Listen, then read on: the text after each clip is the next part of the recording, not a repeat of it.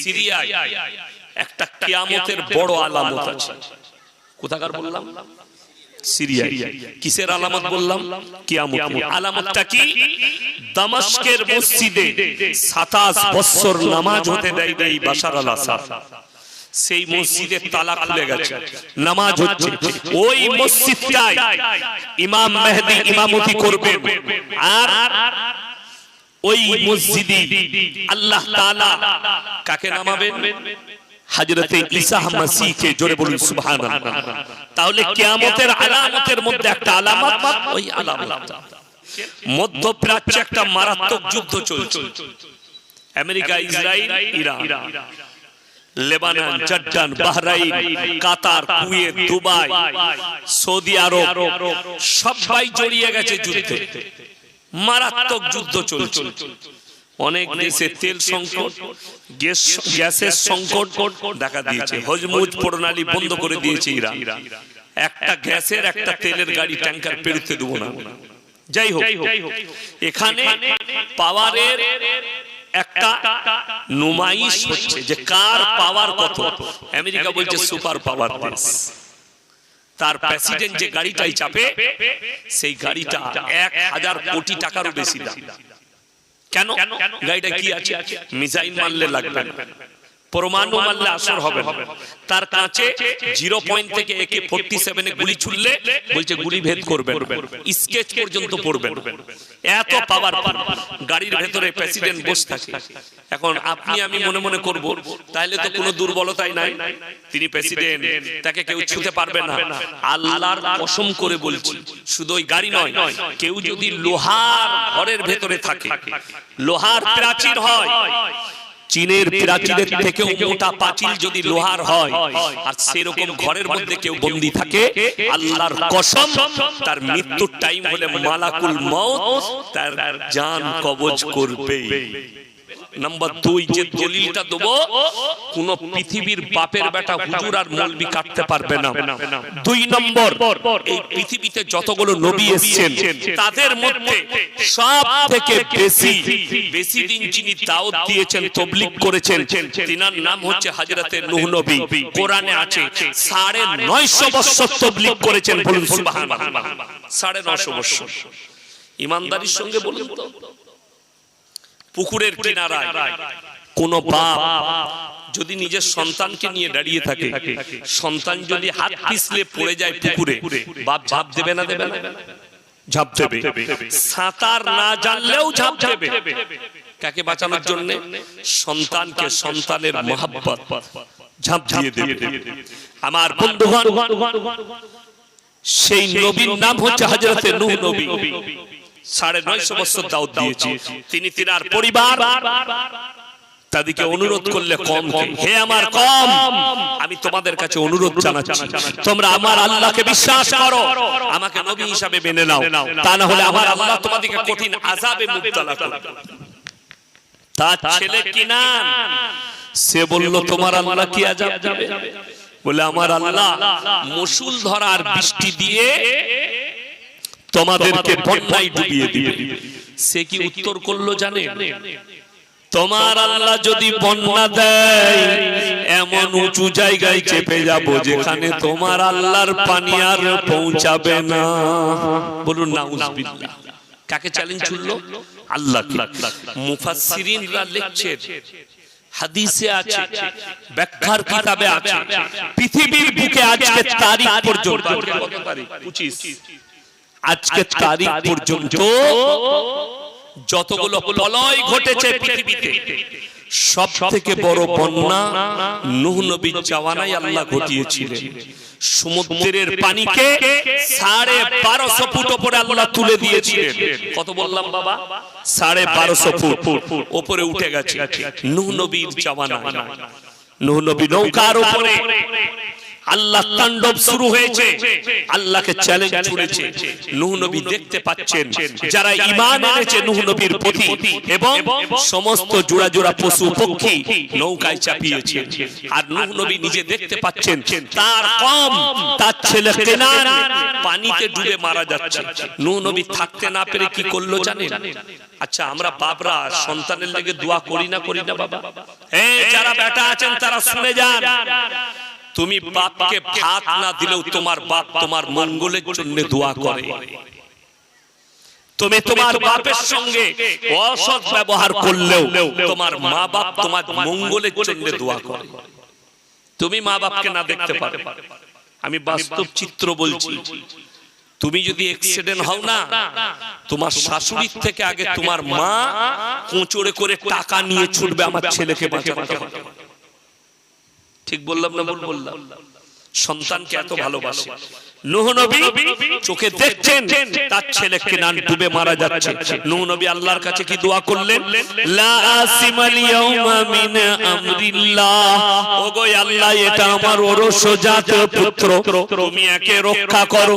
আমার আল্লাহ ধমক দিলেন লামিনাল খাসিরিন, হাত নামিয়ে লাও যে আমাকে মানেনি, আমার নবীকে মানেনি, আমার দ্বীনকে মানেনি, তার জন্য দোয়া করতে পাবে না, তা না হলে আমি তোমাকেও ক্ষতিগ্রস্তদের মধ্যে ফেলে দেব।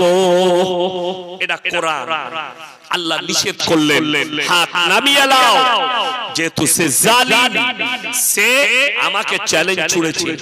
নবী যদি নিজের ছেলের জন্য দোয়া করতে নিষেধ হয়ে যায়, ইয়াসিন কোন ক্ষেতের মুড়ি তোমাকে জান্নাতে নিয়ে যাবে? খুব সূক্ষ্মভাবে সবাই আমরা ভালো হব তো বলুন তো ইনশাআল্লাহ? ভালো কর্ম করে, কাজ ভালো করে। আল্লাহর কাছে তিনটে পৃথিবীতে নিকৃষ্ট পাপ, কটা বললাম? কথা বলে তিনটে। এক নম্বর হচ্ছে শিরকের পাপ। কিসের পাপ? শিরক। শিরক কাকে বলে? আল্লাহর যে ক্ষমতা, সেই ক্ষমতার কোনো বস্তু কিংবা কোনো মানুষের আছে। যেমন আপনাদেরকে এক্সাম্পল দিই, আমি এখন বেঁচে আছি না মারা গেছি? কথা বলে বেঁচে আছি। এখন আপনি ইমাম সাহেব ভাই যদি আমাকে বলে হুজুর 100 টাকা দেন, দিতে পারবো না? পারবো না। পকেট থেকে ফট করে বার করে 100 টাকা দেব। আচ্ছা, আমি যদি এখন মরে যাই দিতে পারবো? কথা বলে আমি মারা গেছি, উনি টাকা চাইছেন, পারবো? কেন পারবো না? আমার ক্ষমতা শেষ। আচ্ছা, এইটা যদি মুসলমানরা বুঝে যে ইয়াসিন সাহেব বেঁচে থাকলে টাকা চাইলে টাকা দিতে পারতো, মারা গেছে ওর আর ক্ষমতা নেই, তাহলে আমি মরে গেলে আমার কবরে গিয়ে কি করে ছেলে চাস? কথা বুঝাতে পারলাম? আমার কবরে গিয়ে কি করে ভালো মন্দ চাইবে? আমার বন্ধুগণ, আমি খালি স্যাম্পল গুদা বাংলায় বুঝালাম। আল্লাহ ছাড়া ভালো মন্দ, কল্যাণ অকল্যাণের মালিক পৃথিবীতে কেউ নেই। যদি বলেন কোরআনের দলিল দেন, পারা নম্বর 17। কত বললাম? 17। একবারই শেষ রুকু, শেষ পৃষ্ঠা। ইয়া আইয়ুহান নাসু যুরিবা মাসালুন ফাসতামিউ লাহু ইন্নাল্লাযীনা তাদউনা মিন দুনিল্লাহি লা ইয়াখলুকু দুবাবান ওয়া লা বিজতামাউ লাহু ওয়া ইয়াসলুবুহুমুদ দুবাবা শাইআন লা ইস্তানকিদুহু মিন। হে পৃথিবীর মানুষ, তোমরা যাদেরকে ভালো মন্দের মালিক মনে করেছো তাদেরকে জিজ্ঞেস করো, তারা একটা মাছি পর্যন্ত সৃষ্টি করতে পারে না। কি কথা বললাম? কোরআনে এই শব্দ আছে, তারা মাছি সৃষ্টি করতে পারে না। আবার তার পরের লাফজটা আল্লাহ বলেছেন মাছি সৃষ্টি অনেক দূরের কথা। মাছিরা যদি তাদের প্লেট থেকে কোনো জিনিস নিয়ে যায়, সেটাকে উদ্ধার করার মতন ক্ষমতা তাদের নেই। তারা হচ্ছে শক্তিহীন, আর আমি আল্লাহ হচ্ছি শক্তিশালী। আপনাদের এই রানীহাটি রোডে গেলে আবার হুগলিতে ঢোকা যাবে, যাবে না? যাবে। আমার বর্ধমান শেষ আর হুগলি শুরু। জায়গাটার নাম হচ্ছে 10 ঘোড়া। আমি ওখানে গত বছরে জলসা করতে গেছি, এর থেকেও দামি প্যান্ডেল। স্টেজের পাশে একটা বিরাট গাছ, গাছটা কি বুঝতে পারা যায় না, চারিদিকে প্যান্ডেল করে দিয়েছে, খালি গুড়াটা আছে। তার পাশে স্টেজ হয়েছে, আমি স্টেজে গিয়ে দেখলাম গাছের গোড়ায় মাটির ঘোড়া রাখা আছে, আগরবাতি, মোমবাতি ইত্যাদি ইত্যাদি রাখা আছে। তো একটা চাদর লেপটানো আছে গাছটায়। আমি বললাম, বাবা আপনাদের এখানে আমি এসে খুশি হলাম, কেন? আপনাদের এখানে হিন্দু মুসলিম ভাইদের মধ্যে অনেক মহব্বত, তারা এখানে পুজো পাঠ করে, আপনারা এখানে জলসা করছেন। চার পাঁচটা যুবক বললে, হুজুর ওটা আমাদের, তোরা কি করিস? বলে ওখানে পুরো পীর সাহেব আছে, যা পুজো করে। অনেকজন মোবাইলে দেখে আমাকে পীর বিরোধী লোক মনে করে। না না, আমার সঙ্গে প্রায় তোয়া হুজুরের কথা হয়, আমি উনার বাড়িতে নাস্তা করে এসেছি। ফুরফুরা দাদা হুজুর পীর কেবলা রহমতুল্লাহ আলাইহি, তিনি মুজাদ্দিদে জামান, জবরদস্ত আল্লাহর ওলি, তিনি শিরক মুক্ত জীবন করার চেষ্টা করেছিলেন।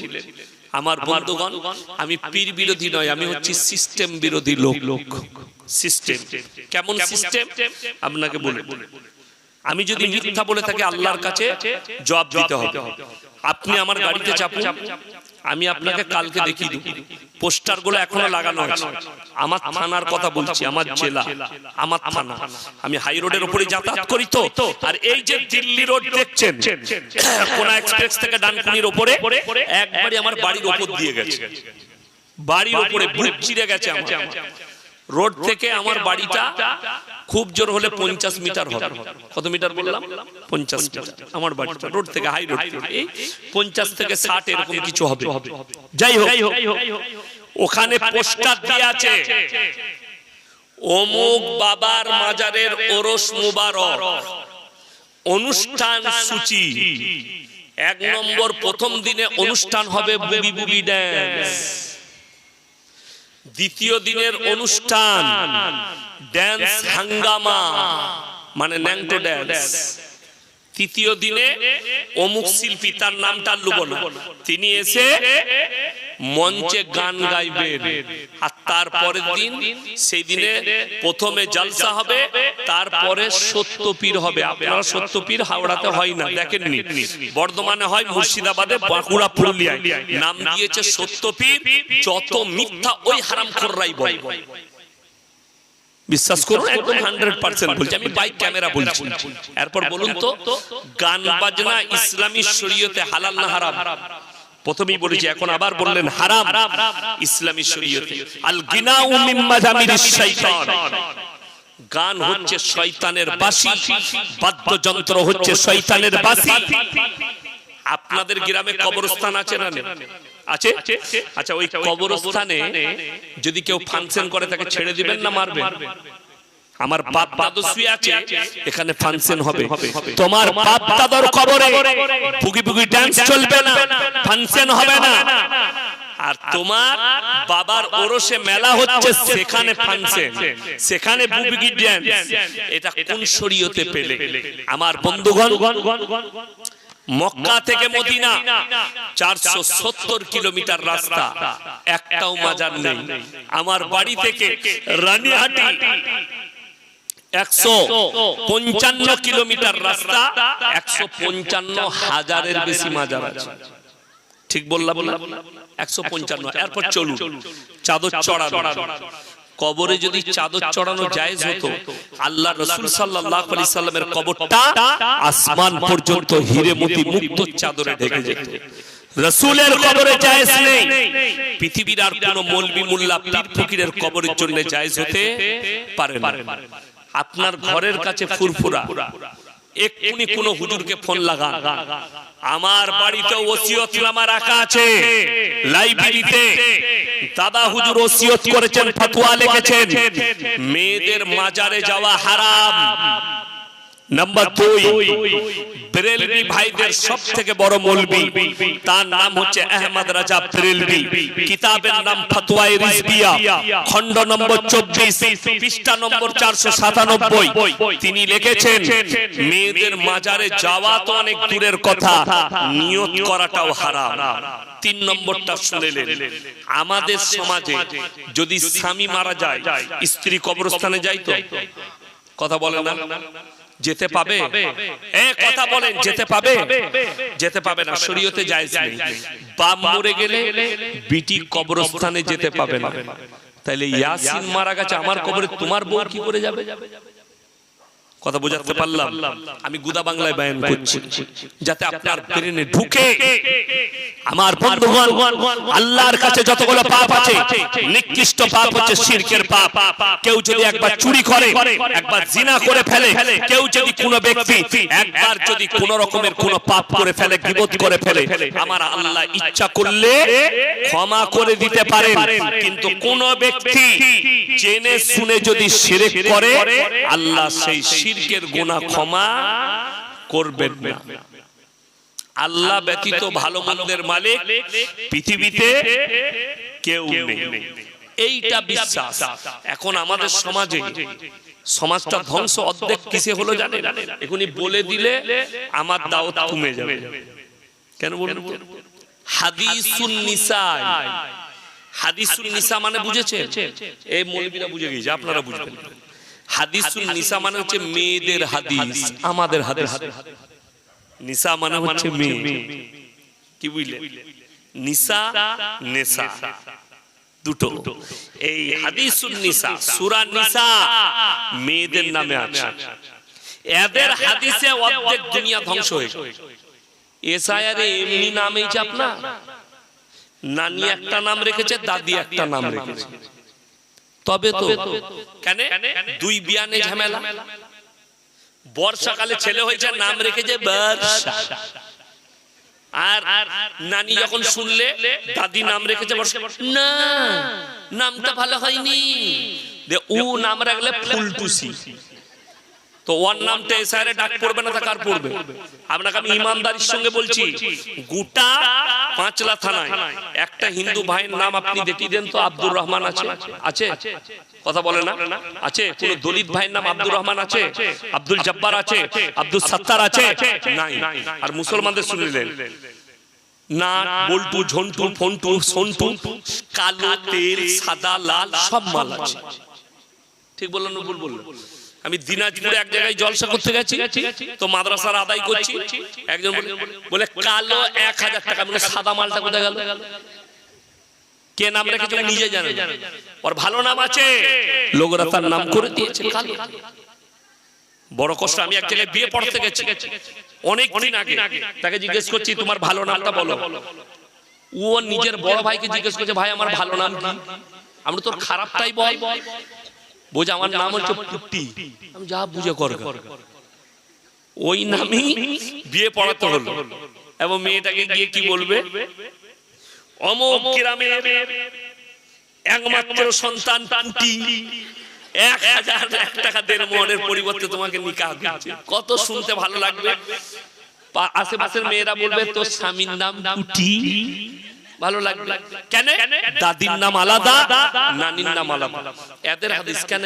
আপনার একটা সন্তান হলো মাত্র, এখন তো ফোনের যুগ, ইমাম সাহেব এই হসপিটালে আছে, আমার বেটা হয়েছে, আপনি একটা ভালো নাম বলে দেন। ইমাম সাহেব বললে উমর রাখো, আবু বকর রাখো, উসমান রাখো।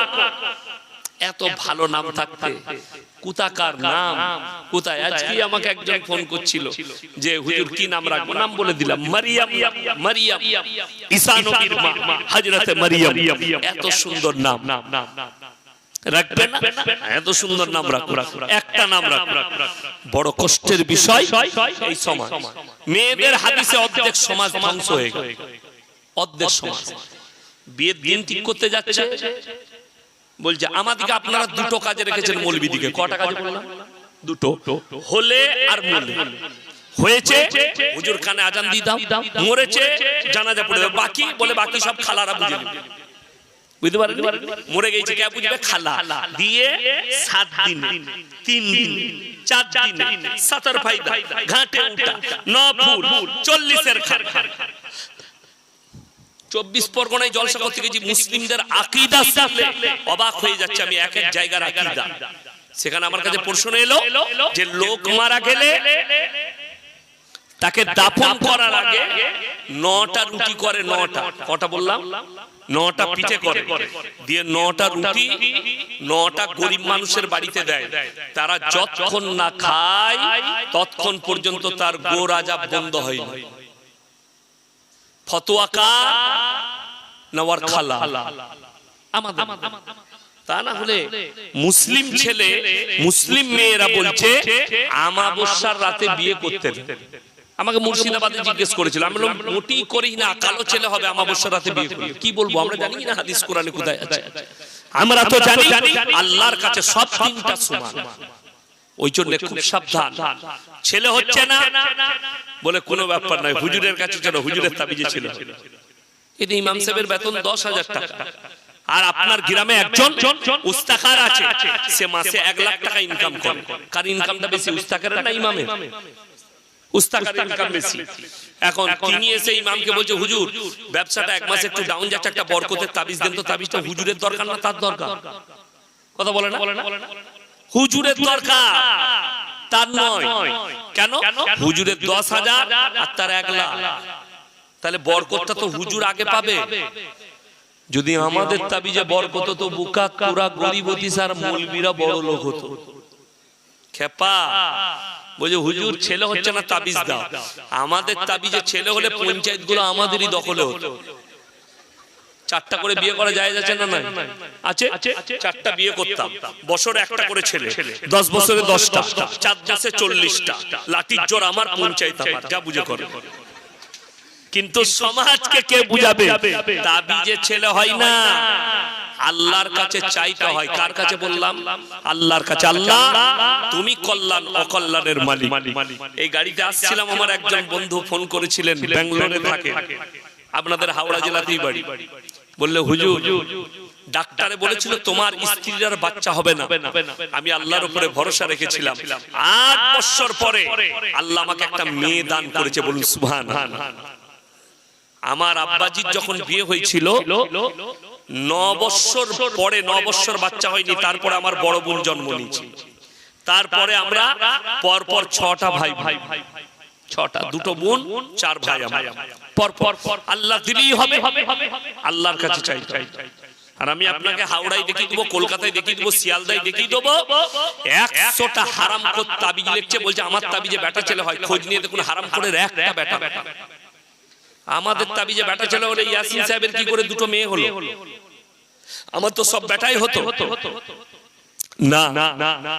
কোরআন খুলেন, 5টা জিনিসকে আমার আল্লাহ গোপন করেছেন। কটা বললাম বাবা? 5টা।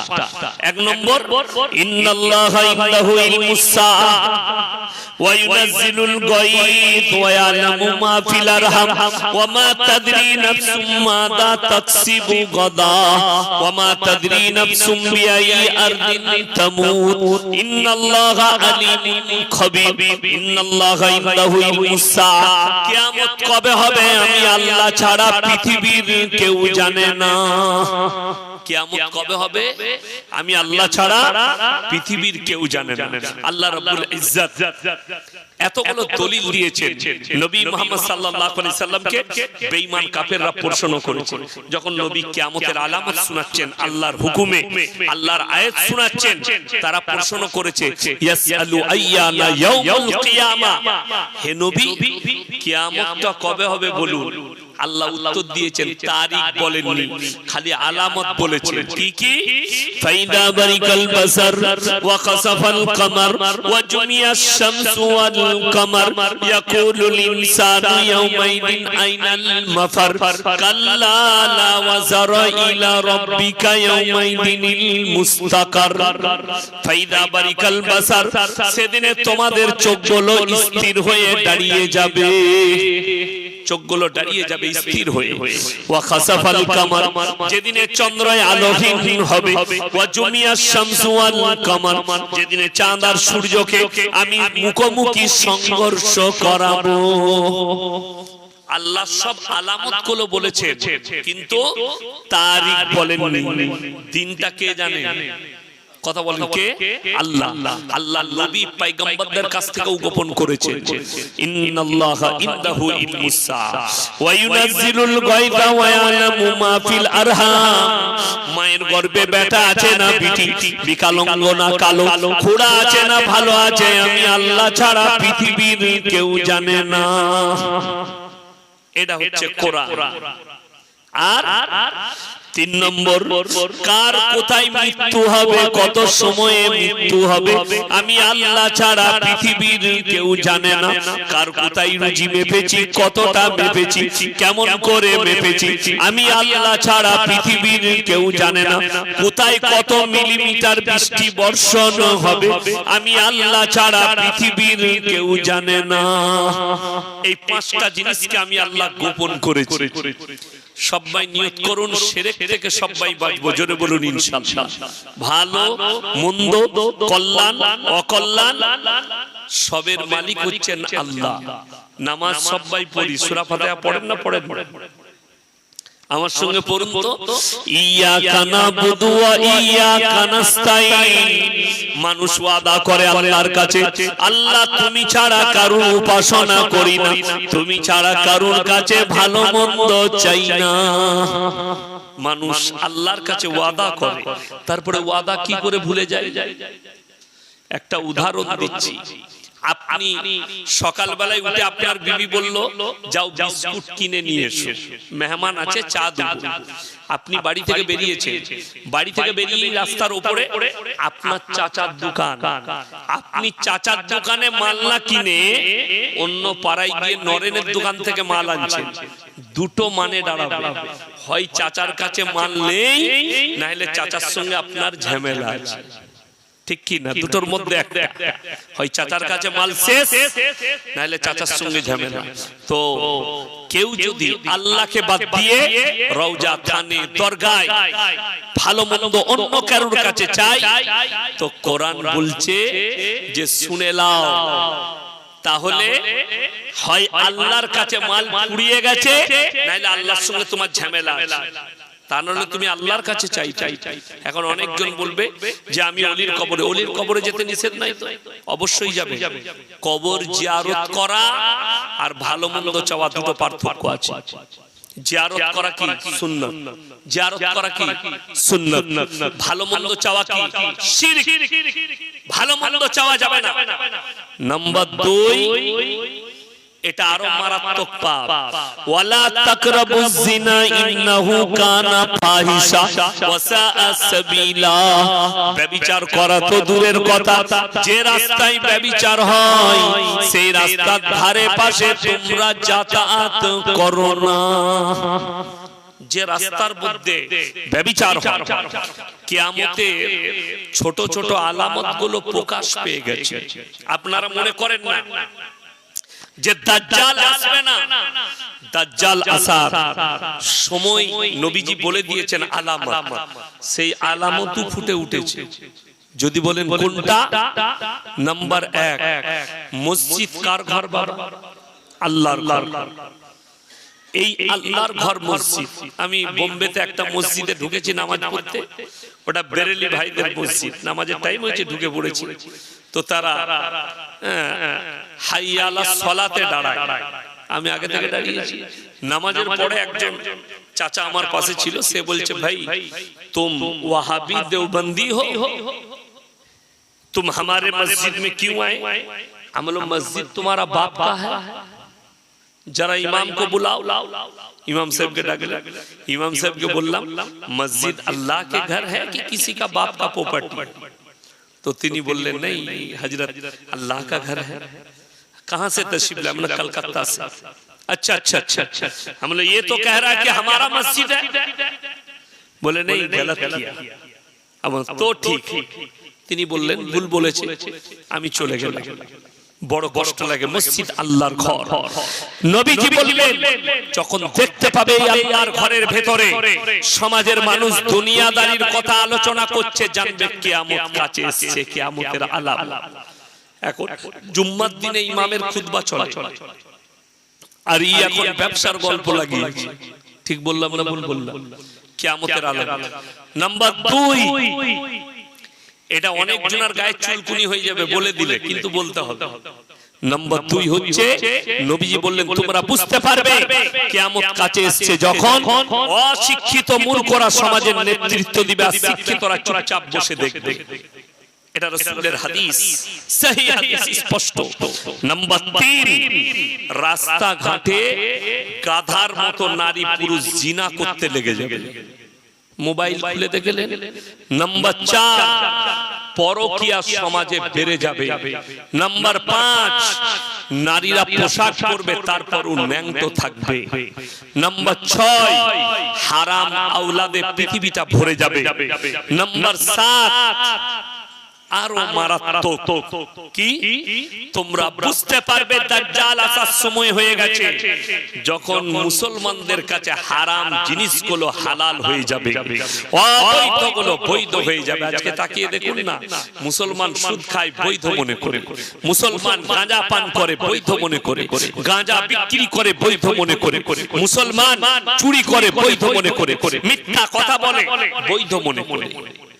রাসূলের হাদিস নবীজি স্পষ্ট করলেন যে এইভাবে আস্তে আস্তে সব ফুটে উঠছে। দেখুন আর একটা মারাত্মক কথা নবীজি বলেছেন, বর্বরতার যুগের পাপ যেগুলো আছে সেগুলো মডেলিং হয়ে সমাজের বুকে আবার ফিরে আসবে। আপনাকে উদাহরণ দিয়ে বুঝাই, যারা শিক্ষিত লোক আছে, স্কুলে গেছে, master, doctor, MSc, BSc, BCom, যে আমার কচি কাচারা কলেজে পড়াশোনা করছো, যারা এমএ পাস, বিএ পাস, যারা এই ভর্তি হয়েছে কলেজে, স্কুলে পড়ছো, তারা কান খুলে শুনো, কিংবা মোবাইল থাকলে গুগলে সার্চ করুন। এমন একটা যুগ ছিল, ইতিহাসবিদরা ইতিহাস লিখেছে, মানুষ ন্যাংটো থাকতো, ঠিক কি না? ইতিহাসের পাতায় আছে প্রথম সভ্যতার নাম কি, মানুষ সভ্যতা পেল তখন তাদের পোশাক কি হলো, গাছের ছাল, গাছের পাতা আর প্রাণীর চামড়া, এটা প্রথম পোশাক, এটার নাম দিল সভ্যতা। তারপরে বলল মানুষ কাপড় পরতে শিখলো, শরীর ঢাকতে শিখলো, এটার নাম সভ্যতা। বড় ভেবে দেখবেন, আজ থেকে 50 বছর পেছিয়ে যান, আমার দাদিদের, মাদের গায়ে কাপড় থাকতো না, ছিঁড়া কাপড়, তারপরও তাদের শরীর কেউ দেখতে পাইনি। এখন এত দামি দামি কোম্পানি, তবে এই যারা উস্তাকার ভাই আছেন, কাপড় ফাপড় সেলাই করে, এদের একটা লাভ হয়েছে, যদি জিন্সের প্যান্টের বান্ডিল যদি রাখা থাকে আর ইন্দুরে যদি পাচার কাজটা কেটে দেয়, ডিজাইন বলে চালিয়ে দিবে, চলে যায়। ঠিক বললাম না ভুল বললাম?